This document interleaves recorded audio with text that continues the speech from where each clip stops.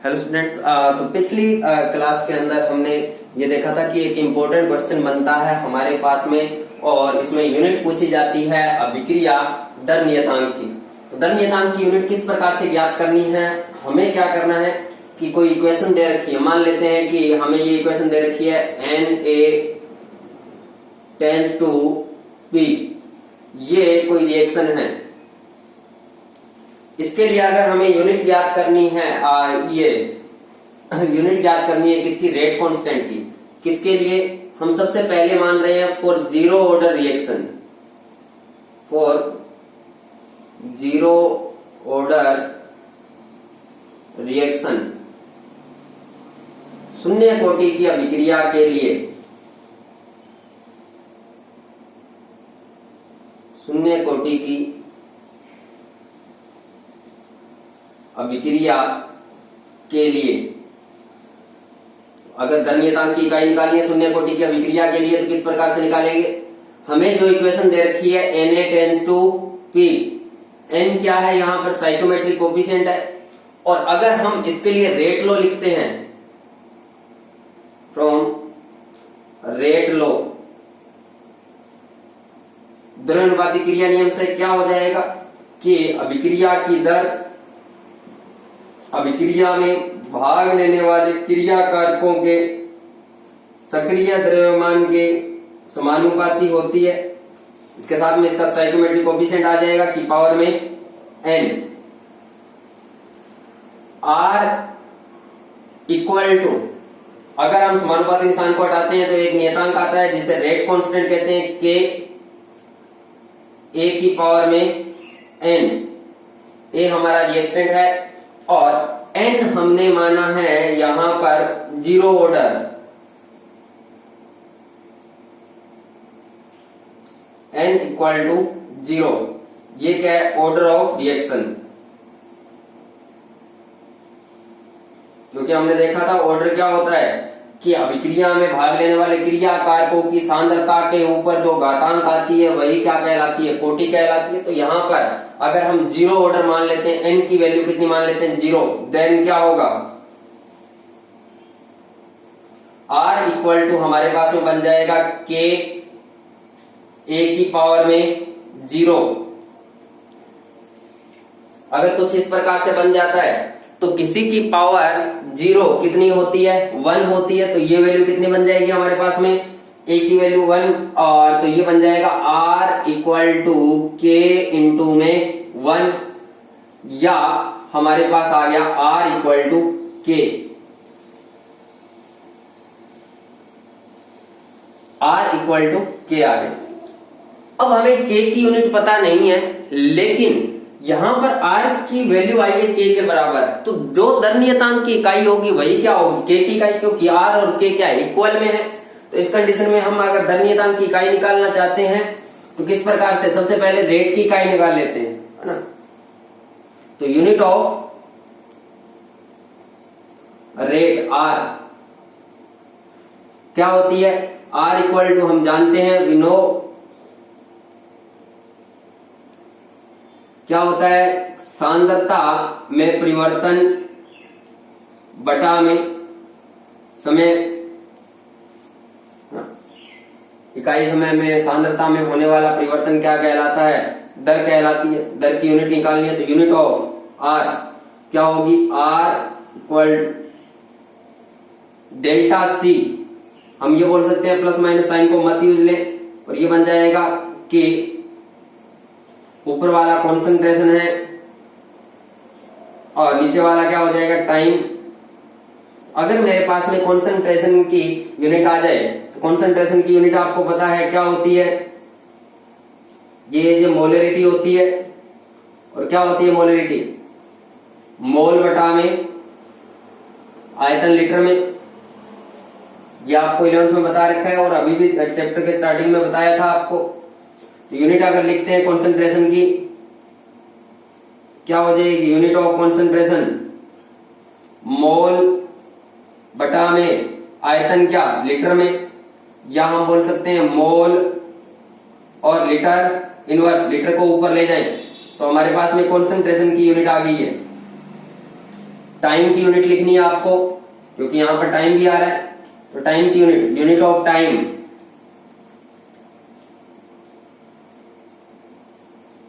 हम बोल सकते हैं ये किस में हो सकता है, सेकंड में हो सकता है, आवर्स में हो सकता है, मिनट में हो सकता है, वीक में हो सकता है, ईयर में हो सकता है, मंथ में हो सकता है।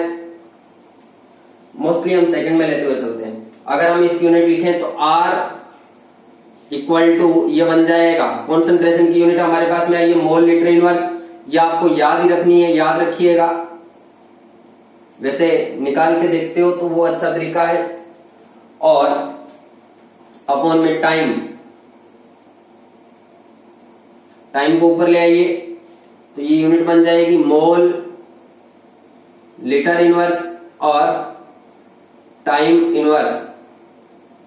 ये आपकी आर की यूनिट आ गई, यूनिट ऑफ आर। या सेकंड में है अगर टाइम तो क्या बन जाएगा, मोल लीटर इनवर्स और टाइम इनवर्स, है ना। हम जानते हैं कि R इक्वल टू क्या होता है, K। तो R इक्वल टू क्या है, K है। तो जो यूनिट R की है वही क्या होगी, K की। तो यूनिट ऑफ K, दर नियतांक की इकाई क्या बन जाएगी, जो इसकी है ये बन जाएगी मोल लीटर इनवर्स और टाइम इनवर्स। या हम इसको बोल सकते हैं क्या, मोल लीटर इनवर्स और सेकंड इनवर्स। तो कुछ इस प्रकार से हम इसकी यूनिट वो लिख सकते हैं। एग्जाम में बहुत बार पूछी जाती है। आर की यूनिट आप डायरेक्ट याद रखिएगा, क्या होती है आर की unit, mole litre inverse time inverse. और इसकी शून्य कोटि की अभिक्रिया के लिए आर इक्वल टू क्या होता है, के होता है, जिसके लिए हमने इसकी यूनिट लिख दी mole litre inverse time inverse, क्योंकि दोनों की सेम यूनिट होगी। Mole litre inverse second inverse हो जाएगा। तो कुछ इस प्रकार से हम इसकी यूनिट है वो निकाल सकते हैं। तो ये होगी हमारी किसके लिए, जीरो ऑर्डर के लिए। आपसे जीरो ऑर्डर के लिए पूछी जा सकती है, फर्स्ट ऑर्डर के लिए पूछी जा सकती है, सेकंड ऑर्डर के लिए तो हम देखते हैं किस प्रकार से। तो आपको अगर जीरो ऑर्डर के लिए बोलता है तो n की वैल्यू कितनी कर दोगे आप, 0 कर दोगे। इसके बाद में अगर हम इसी इक्वेशन की बात करें और यहां पर फर्स्ट ऑर्डर की बात करें,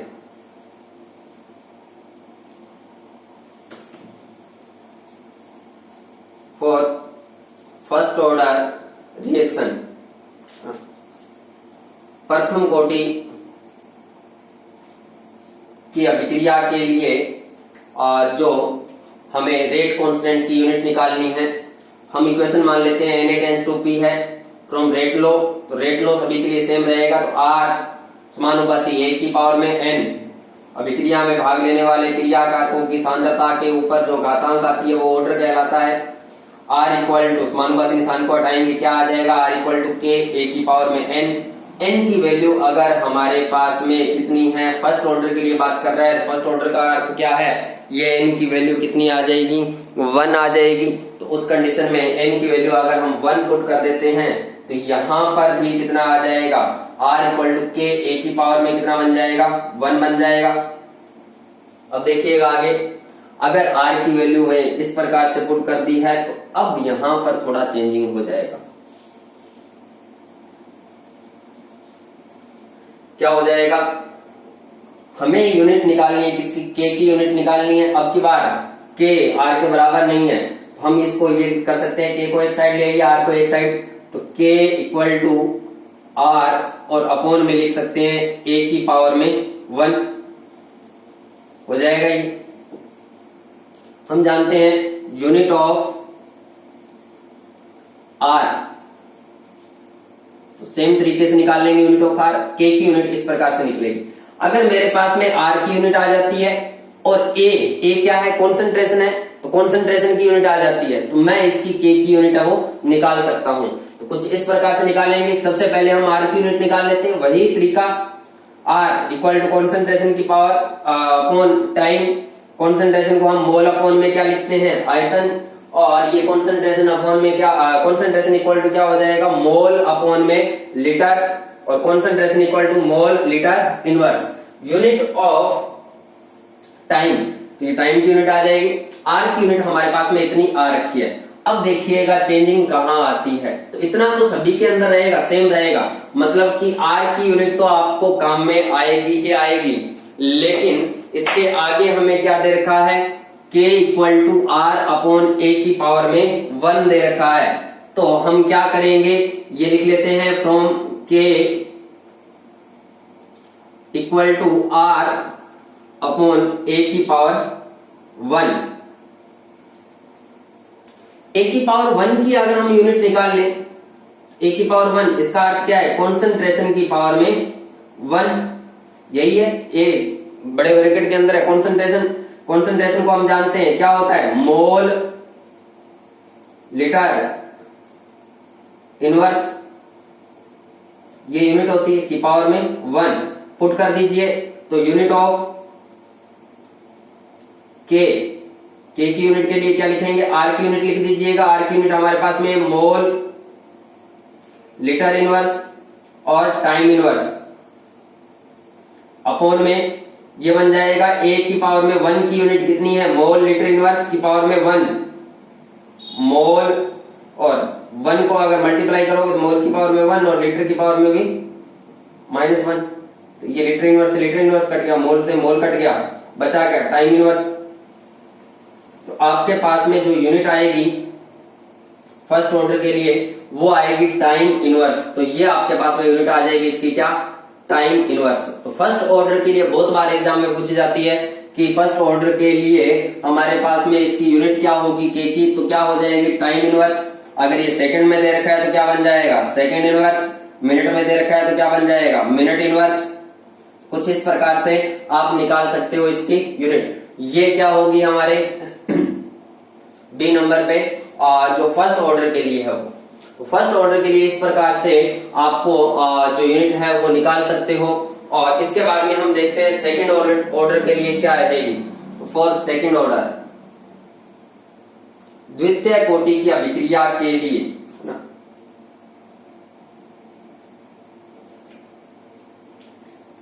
सेकंड ऑर्डर के लिए हमें करना क्या है वो देखते हैं हम, और उसी के अकॉर्डिंग हम इसमें आंसर देंगे। आंसर क्या आएगा वो देख लेते हैं हम एक बार।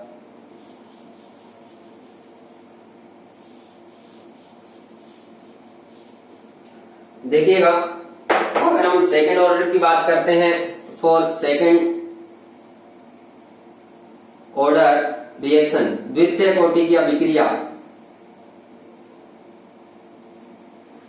के लिए सेम वही तरीका, एन हमारे पास में अभिक्रिया दे रखी है, रिएक्शन दे रखी है, Na tends to P from rate law, R समानुपाती क्या हो जाएगा, ए की पावर में एन, आर इक्वल टू के, ए की पावर में एन। एन की वैल्यू अब की बार कितना, कौन सा ऑर्डर दिया है, सेकंड ऑर्डर, तो एन की वैल्यू कितनी हो जाएगी, 2 हो जाएगी। एन इक्वल टू कितना मान लेंगे, 2।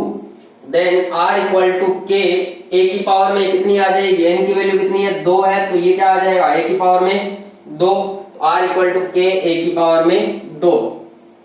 अब की बार क्या करेंगे, एक स्क्वायर को इधर ले आएंगे इसके नीचे, तो ये बन जाएगा के इक्वल टू आर, ए की पावर में 2। अगर हमें आर की यूनिट पता है, ए की यूनिट पता है, तो हम के की यूनिट निकाल सकते हैं। आर की यूनिट हमारे पास में है, आर इक्वल टू क्या दे रखा है, plus minus delta C upon में डेल्टा टी, और R equal to concentration upon में टाइम, या फिर concentration equal to N upon में V litre, concentration equal to mole upon में litre, concentration equal to mole litre inverse. ऐसे ही time की यूनिट आ गई। आर की यूनिट क्या होती है, mole litre inverse time inverse. तो आर की यूनिट तो आप याद ही कर लीजिएगा कि क्या होती है, mole litre inverse time inverse. अगर ये सेकंड में दे रखा है तो आप क्या कर दीजिएगा, mole litre inverse second inverse कर दीजिएगा।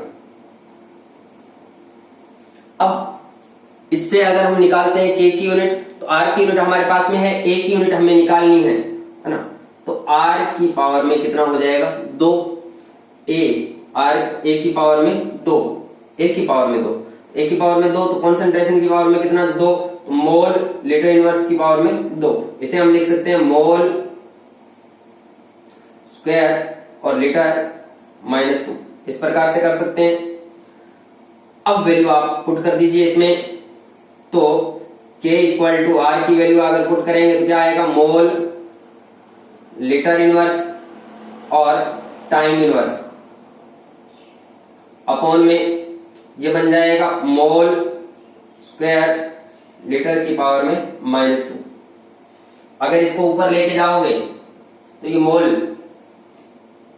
2 क्या बन जाएगा, -2, और घात आपस में जुड़ जाएगी, क्या बन जाएगा, पावर जुड़ जाएगी, मोल और ये बन जाएगा -1, और लीटर को ऊपर लेके जाएंगे तो ये प्लस में हो जाएगा कितना, -2 और +2 और -1 कितना, +1, और ये टाइम इनवर्स का टाइम इनवर्स, ये यूनिट हो जाएगी इसकी mole litre inverse, mole inverse और लीटर की पावर में 1 टाइम इनवर्स। या फिर हम कह सकते हैं ये हमारे पास में बन जाएगा क्या, मोल की पावर में 1, मोल की पावर में -1, लीटर की पावर में 1 और सेकेंड इनवर्स। तो पहली यूनिट हमारी शून्य कोटि के लिए आई थी, जीरो ऑर्डर के लिए क्या आया था, mole litre inverse time inverse आया था। दूसरी आई थी हमारे पास में यूनिट क्या आई है, सेकंड इनवर्स, जो फर्स्ट ऑर्डर के लिए, और सेकंड ऑर्डर के लिए हमारे पास में इक्वेशन जो यूनिट आई है वो मोल इनवर्स लीटर की पावर में 1 सेकंड इनवर्स। तो ये आप रटिएगा मत, जितना बताया गया जिस तरीके से बताया गया उसी तरीके से करिएगा तो ये याद रह जाएगा, नहीं तो मतलब कि इसको रटना नहीं है। इसका एक जनरल फॉर्मूला है, अगर वो याद रहता है तो उसी के तरीके से भी कर सकते हो। वो निकालते हैं अभी तो ये हमें दे दिया कि शून्य कोटि के लिए, प्रथम कोटि के लिए, या फिर हमें दे रखा है द्वितीय कोटि के लिए, इतना तो याद कर लेंगे। अगर हमें दे देगा थर्ड ऑर्डर के लिए, फोर्थ ऑर्डर के लिए, या फिर हमें दे जैसे 2/3 कोटि के लिए या 1/4 कोटि के लिए या 4/5 कोटि के लिए, तो भिन्नात्मक दे दिया, ऋणात्मक दे दिया, -1 कोटि के लिए क्या रहेगी यूनिट। तो इस प्रकार की यूनिट है वो आपको इस मेथड से ही निकालनी पड़ेगी। अगर ये आपको निकालनी आती है तो आप आंसर दे दोगे, नहीं तो नहीं दे पाओगे। तो ये आपके क्वेश्चन है वो बनेगा। तो हम इसका जनरल फॉर्मूला देख लेते हैं किस प्रकार से रहेगा।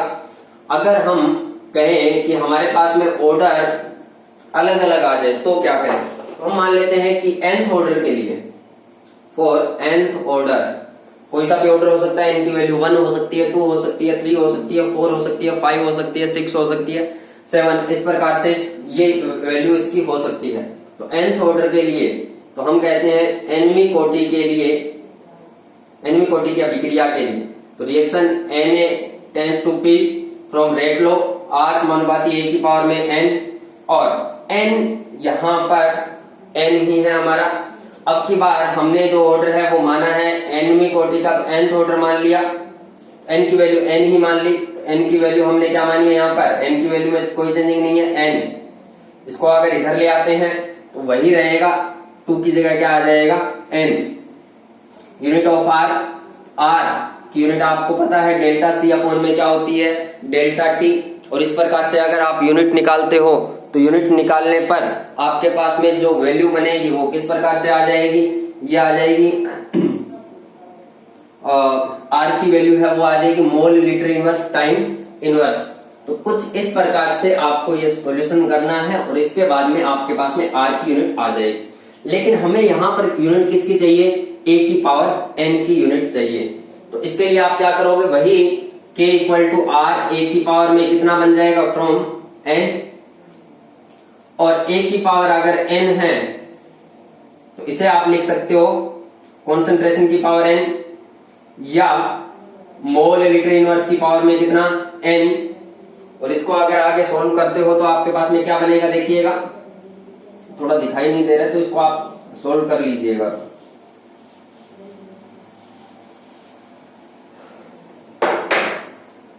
हमारे पास में ये बन जाएगा A की पावर n की वैल्यू है वो आ जाएगी मोल की पावर में n और लीटर की पावर में -n। इसको मल्टीप्लाई कर दोगे ना अंदर तो ये बन जाएगा।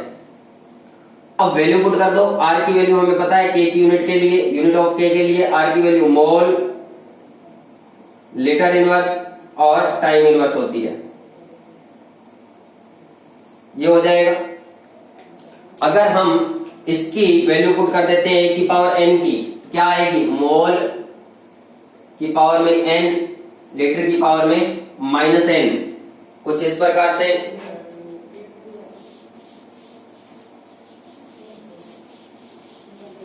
तो हमारे पास में जो बना है वो क्या बन गया है? K tends to mole litre inverse और टाइम इनवर्स अपॉन में मोल की पावर में n और लीटर की पावर में -n। अब देखिएगा सेम वाली वैल्यू है, उनको ऊपर ले आइएगा। तो यहां पर अगर इसको ऊपर लेके जाते हैं तो ये बन जाएगा मोल और -n हो जाएगा। तो ये पावर आपस में जुड़ जाएगी, 1 की पावर में -n, लीटर की पावर -n को ऊपर लेके जाएंगे तो क्या बनेगा? लीटर की पावर -1 प्लस में n और टाइम इनवर्स। हम n को आगे ले आते हैं, तो n को अगर आगे लेके आओगे तो ये बन जाएगा मोल 1 की power n litre n plus n minus में 1 और टाइम इनवर्स। अब देखिएगा ये आपका एक जनरल फॉर्मूला आ गया nवीं कोटि के लिए।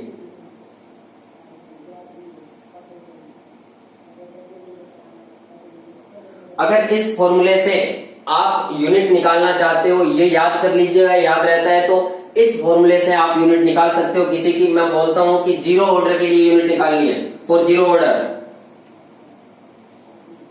n की वैल्यू कितनी पुट कर दोगे आप? 0।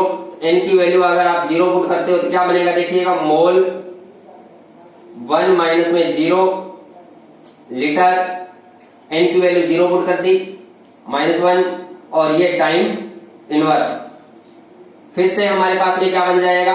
मोल की पावर में 1, लीटर की पावर में -1 और टाइम इनवर्स। चेक करिएगा वहां पर कि हमारे पास में जीरो ऑर्डर के लिए यही यूनिट आई थी क्या? तो यही आई थी, मोल की पावर मोल लीटर इनवर्स और टाइम इनवर्स। तो ये जीरो ऑर्डर के लिए होगी इस फॉर्मूले से। अगर हम फर्स्ट ऑर्डर के लिए निकालना चाहते हैं तो किस प्रकार से निकालेंगे वो भी देख लेते हैं।